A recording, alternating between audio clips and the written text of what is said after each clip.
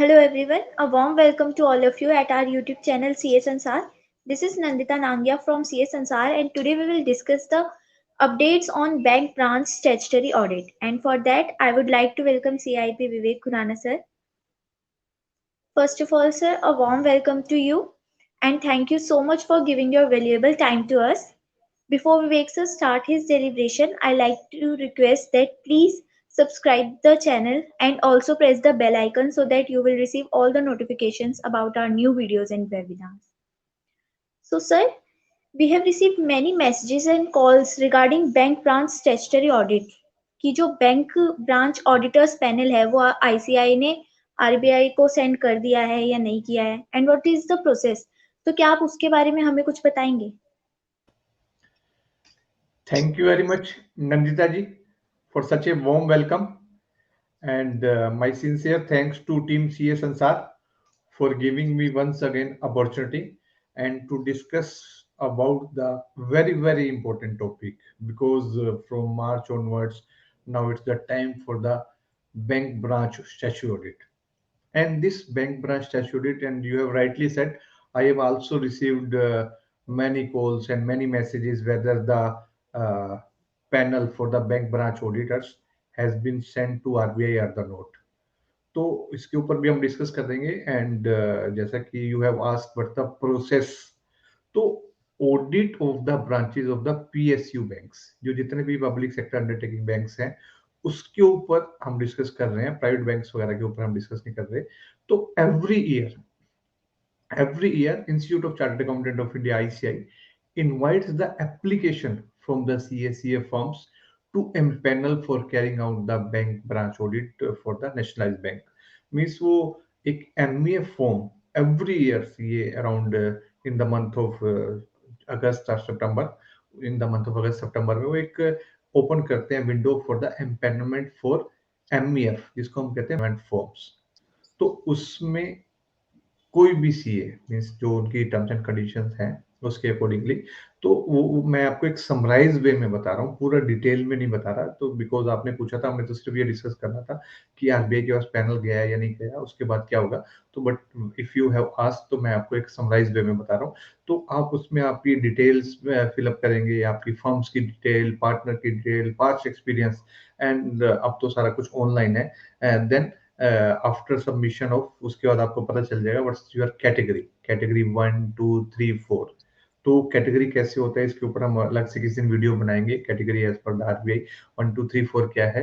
तो once you submit, आपने जब फिल कर दिया एमईएफ फॉर्म ऑनलाइन, तो उसके आफ्टर 2 3 मंथ्स, आपके उसके आफ्टर 2 3 मंथ्स आरबीआई जो हमारा इंस्टीट्यूट ऑफ चार्टर्ड, जो एमईएफ की जो ये फॉर्म है, this is by the ICI, institute of chartered accountant of India, or सिर्फ member of the Institute of Chartered Accountant of India, they can fill the form because they are eligible for the audit of the nationalized bank, जो उनकी branches है।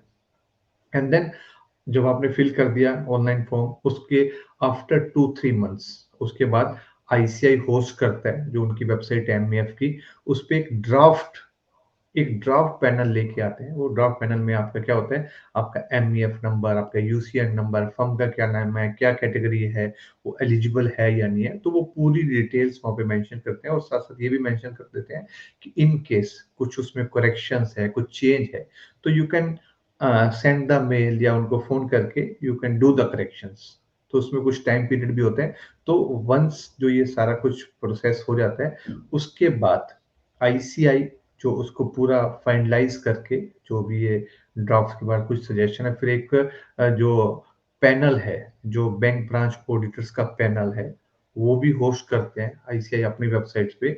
और फिर एक chance देते हैं कि फिर फर्दर कि किसी कोई डॉक्यूमेंट्स नहीं आए या कुछ और इश्यूज हैं, तो इतने टाइम के पीरियड के अंदर you can contact to the ICI, जो एक नॉर्मल प्रोसीजर है। तो आफ्टर दैट जो आईसीआई है, उसको जो पैनल है ऑडिटर्स का, जो आईसीआई ने प्रिपेयर किया है, वो उसको फाइनलाइज करके then they send it to the RBI, Reserve Bank of India. तो ये तो अभी तक का प्रोसेस है जो आरबीआई के पास चला जाता है, और वेरिफिकेशन डिटेल्स वगैरह है जो उनकी सीएस वगैरह से जो सारा कुछ चेक करके। तो जो आपने क्वेश्चन पूछा था, वो आरबीआई को पैनल आईसीआई ने भेज दिया है। जो यहाँ तक का प्रोसेस था, जो पुराना एमईएफ आ गया, अगस्त सितंबर में था, फिर ड्राफ्ट लिस्ट भी आई थी, फिर एक और पैनल आया था। तो एक जो फाइनलाइज्ड पैनल था बैंक ब्रांच ऑडिटर्स का, वो ICI had submitted to the Reserve Bank of India. तो ये तो आपका क्वेश्चन था। अब आरबीआई जो है, उसको थोड़े टाइम में मतलब वो चेक करके they will circulate the list. जो आरबीआई है वो सर्कुलेट करेगा लिस्ट टू द बैंक्स। वो बैंक्स को भेजेगा panels for the appointment of the auditors.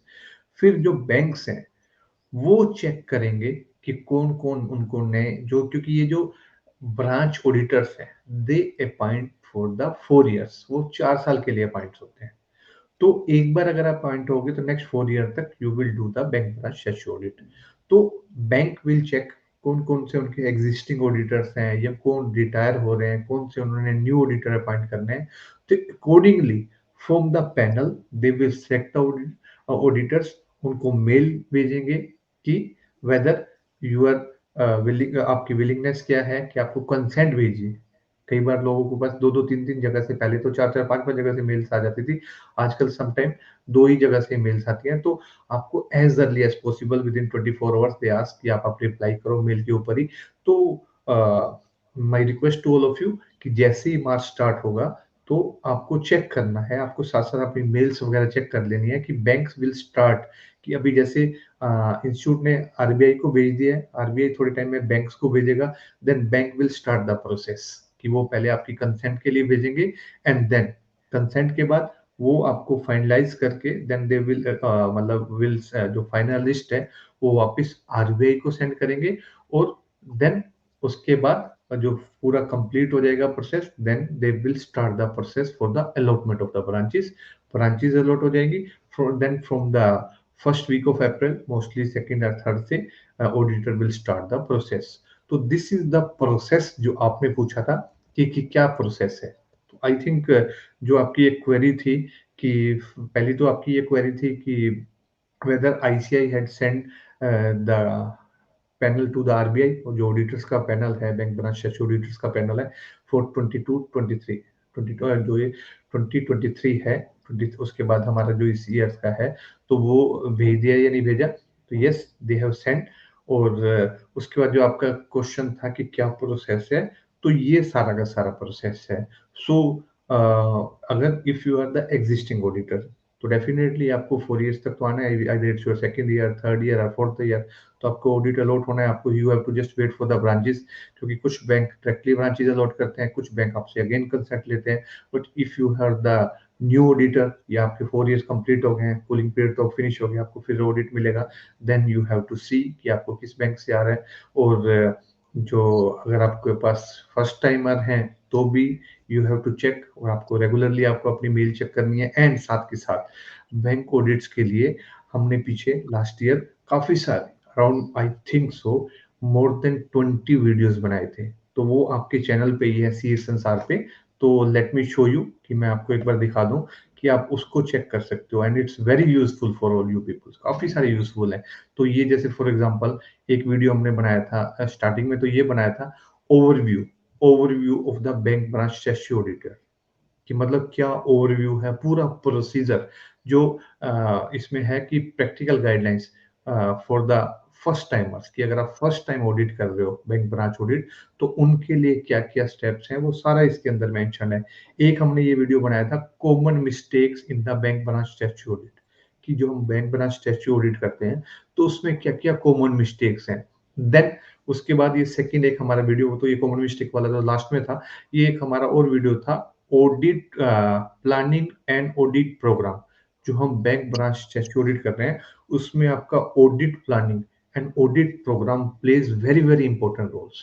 Then audit of advances, जो मेजर थिंग है वहां पे बैंक ब्रांच स्टैट्यूटरी ऑडिट में, that's the audit of advances. तो उसको कैसे आपने ऑडिट ऑफ एडवांसेस करना है। देन उसके बाद था एक जो हमने वीडियो, और ये सारी वीडियो आपको सीए संसार यूट्यूब चैनल में आप प्लेलिस्ट में जाओगे बैंक ब्रांच स्टैट्यूटरी ऑडिट में तो सारे मिल जाएंगे। देन एक और जो था आयरेक नॉर्म्स, आयरेक नॉर्म्स जो हैं आपके, norms of advance and clarification in bank branch statutory, जो आरबीआई के आयरेक नॉर्म्स हैं कि एनपीए कैसे कैलकुलेट करना है, सारा सारा वो यहाँ पे मिल जाएगा। देन एक, this is very very important, agriculture advances कई बार हम स्किप कर देते हैं। तो आपको audit of agriculture advances part 1 part 2 में इसका पूरा डिटेल में मैंने आपको बताया कि कैसे करना है आपको। तो इसके ऊपर भी आपको पार्ट 1 और पार्ट 2 में आपको इसमें एग्रीकल्चर एडवांसेस के ऊपर मिल जाएगा। देन एनपीए की केस स्टडीज है, हमने कुछ केस स्टडीज करी थी, कब कब आपको एनपीए करना है, कब कब नहीं करना। Then LFAR, LFAR is very very important, जब से चेंज हुआ है तो ये मान के चलो कि आपका 70-80% वर्क इनटू द लफार। तो लफार में कैसे कैसे क्या क्या इंपॉर्टेंट पॉइंट्स हैं, कैसे आपको फिल करना है, उसके बारे में लफार में हमने डिस्कस किया था। देन एमओसी, जो हमारा मेन पार्ट है ऑडिट्स का, कि अगर कुछ इश्यूज हैं तो उसके हमने एमओसीज रेज करने हैं, तो उसमें practical aspects in preparing various MOC in the bank branch statutory audit. Then एक और था कि कौन से अलग अलग, मैंने बताया था ना, खाली हमने कुछ लफार या कुछ रिपोर्ट्स नहीं देना, कुछ और सर्टिफिकेट इतने सारे हमारे से साइन करवा लेते हैं, तो वो भी आपने चेक करना है। तो उसमें से एक बहुत इंपॉर्टेंट है घोष जलाने की रिपोर्ट्स। फिर इसके बाद हमने डिस्कस करी थी फिनेकल या टीसीएस की जो कमांड्स है, टीसीएस बैंक्स की कमांड्स है, उसके ऊपर भी वीडियोस हैं। देन जो इसमें और भी हमने डिस्कस करे थे, वो तो शायद आगे दिखा नहीं रहा आपको। तो एनओ ये हमने डिस्कस किया था शायद, हमने ये यहाँ पे आपको लिस्ट मिल जाएगी। फिनेकल के बाद टीसीएस बैंक के ऊपर डिस्कस किया था। फिर हमने ऑडिट डॉक्यूमेंट्स की क्या क्या डॉक्यूमेंट्स आपको मेंटेन करने हैं, उसके ऊपर हमने डिस्कस किया था। Then management representation letter, this is also very important. ये तो जैसे ही आपको ऑडिट अलॉट हो, before starting the audit you can send the mail to the management, management representation letter. फिर यूडीआईएन, कि आपने यूडीआईएन कैसे जनरेट करना है, कितने यूडीआईएन जनरेट करने हैं बैंक बनास स्टैच्यू ऑडिट के लिए। देन कम्युनिकेशन, कम्युनिकेशन जो आपको प्रीवियस ऑडिटर को करना है, वेदर इट्स एनओसी और द कम्युनिकेशन, तो इसके ऊपर भी पूरा हमने डिस्कस किया था। तो ये सारे के सारे, फिर आरबीआई के जो लेटेस्ट सर्कुलर्स हैं, वो जीएसटी कंप्लायंस है, ये सारा कुछ आपको यहाँ पे मिल जाएगा आपके सीए संसार यूट्यूब चैनल पे। All these are there. तो दिस इज रिगार्डिंग द जो bank branch statutory audit 2023 start होने वाला है, उसके बारे में एक ओवरव्यू है, जो अपडेट्स है on the bank branch status. Yes Nandita ji, इसके अलावा कोई और तो क्वेरी नहीं है आपकी? No, sir, thank you so much for covering all the queries in this video. And I hope that it is beneficial for our all the users. And for further query, you are always welcome to mention them on the comment section. We will reply you as soon as it will be possible. And I like to request that please like the video, share it with your maximum friends so that they can also get the benefit through it. Thank you so much, sir. Thank you very much, and good luck to all of you for the bank branch statutory. Bye bye. Take care.